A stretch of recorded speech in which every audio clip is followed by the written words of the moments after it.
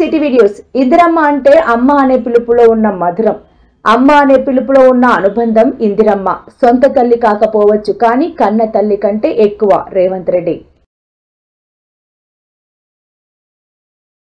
ఇందిరమ్మ అమ్మ అనే పదంలో ఉన్న మధురం, అమ్మ అనే పదంలో ఉన్న అనుబంధం.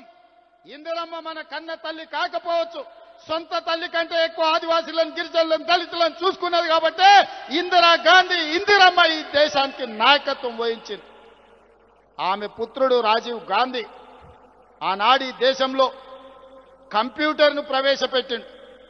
ఆయన మిత్రుడు శామ్ పిట్రోడా టెలికాం టెక్నాలజీని ప్రవేశపెట్టిండు.